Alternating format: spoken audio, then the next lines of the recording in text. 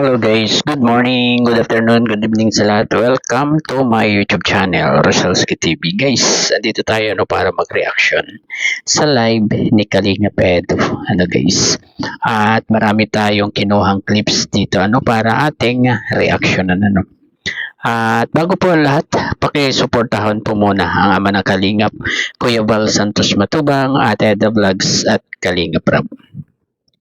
At eto na guys, at umpisahan natin ang ating pagre-reaction dito sa may nagtanong kay Kalinga Pedro kung kasama itong si Lady Beyonce papuntang Hong Kong. Guys, eto po, panoorin po natin. 2,000 agad tayo.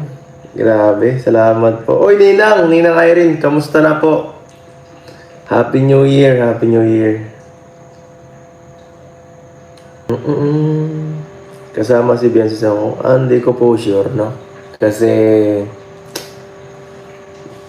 may may mga ibang yata, ibang love team yata ang isasama, saka yung tawag dito, may nakaset na agad na mga po. May napili na agad si Rab yata na sasama eh. Gusto na ba sumama, sabi niya. Opo. Kung gusto, walang problema po kung gusto talaga. At ayun guys, yung naging sagot ni Kalinga Pedro, hindi daw sure na magiging kasama si Lady Beyonce doon sa Hong Kong kasi ang isinama ni Kalinga Prab ay itong Rachel sa papuntang Hong Kong. At huwag muna tayong amasa guys, dahil hindi pa nga sure, di ba? At malay po natin maging kasama yan kapag time na ng pag-alis nila, 'di ba guys? Para surprise guys pero okay lang naman kung hindi makasama dahil nakarating naman na ng Hong Kong itong ating Lady Beyonce, 'di ba guys?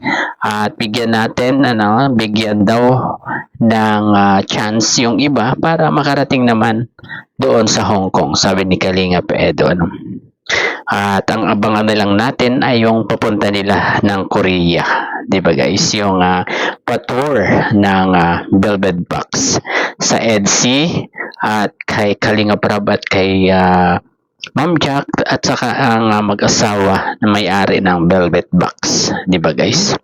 At isunod po natin dito ay yung sa loobin ni Kalinga Pedro sa paghina sa hindi upload palagi ni Kalinga Prab sa kanyang channel at ito po, panoorin po natin. Sipag din na last year medyo napagod siguro ngayon, kaya sana ulit si Rab, makabalik ulit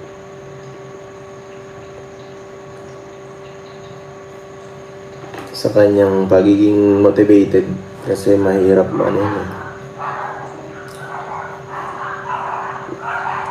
alam ko nakakapagod na yun pero basta dito lang kami para sumuport kay Kalinga Prab, kahit one call away lang kami dito nila kuya, di ba?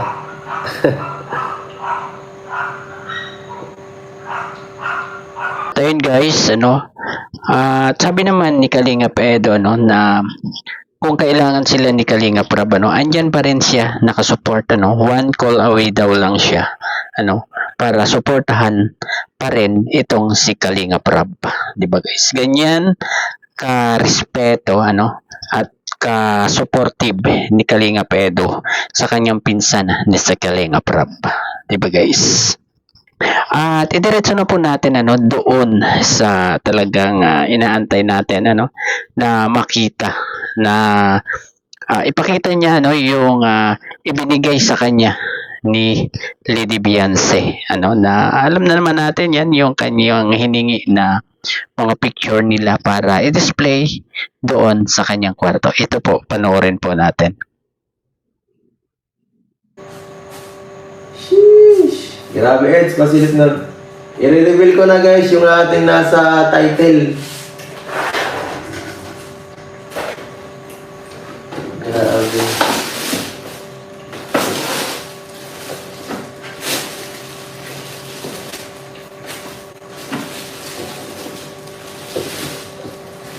Grabe.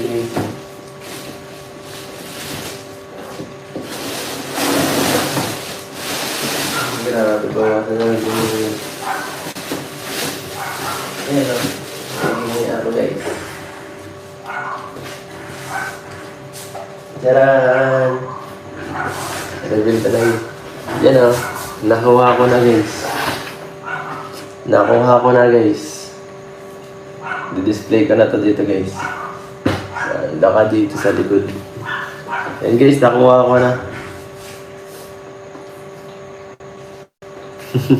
Yung dito ano guys. Ito yung di-display ko to dito. Katabi ng ano.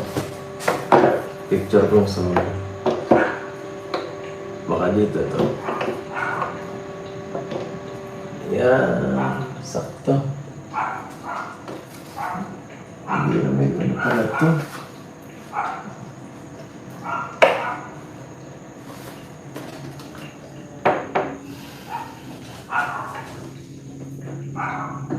Yan.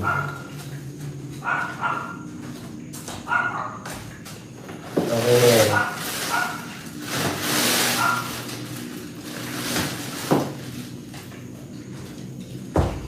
Okay na yan.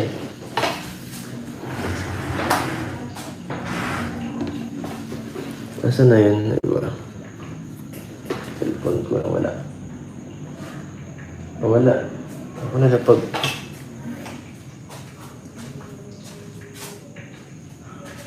saan na napag... Ayun.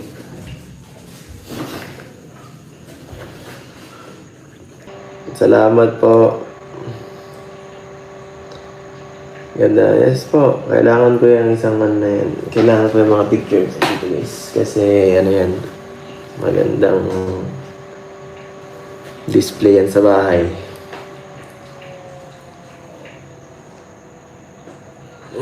Yung kita is pag nag-live ka. Pwede. Pwede naman. Hindi pwede guys kasi makakaharang siya sa ano. Diyan kasi yan eh. Hindi pwede dito yan sa harap ko ilalagay. Meron pa kasi dyan nakalagay isang ilalagay akong display.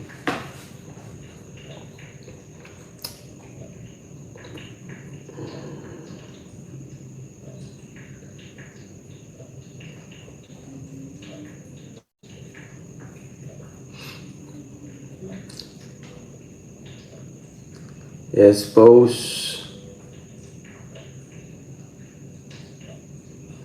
Yes po, kailangan ano yan.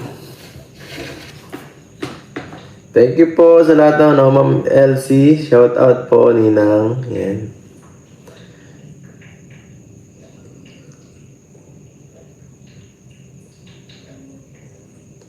Thank you po.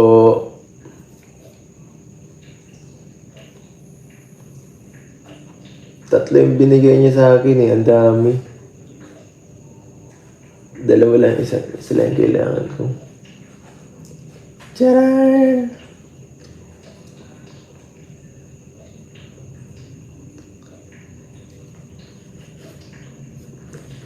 Opo, pampaswerte yan.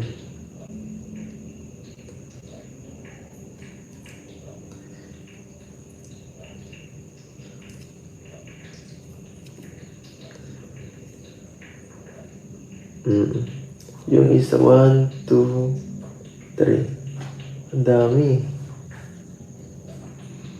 Good evening po. Happy kami sa mga. Yes po. Yes, thank you sa pagdala. Siyempre kay YP. Thank you sa pagdala.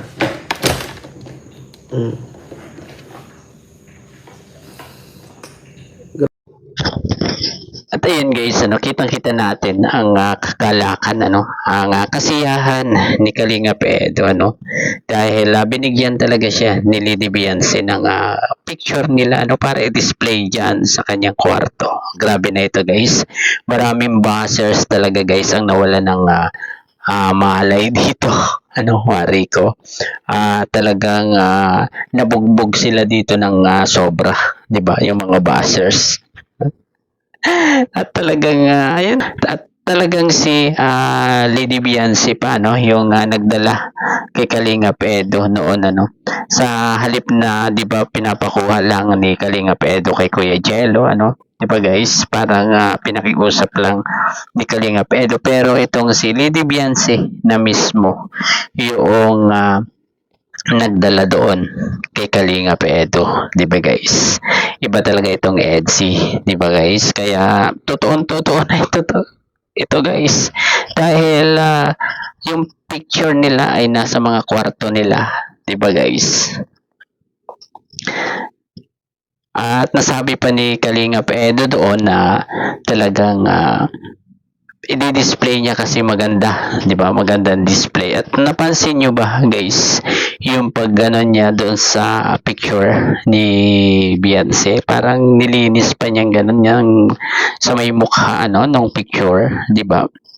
At siguro guys, hanggang dito na lamang po ang ating konting pagre-reaction dito sa live ni Kalingap Edo. Hanggang sa muli pong pagbablog. Bye-bye. God bless po sa lahat. Peace.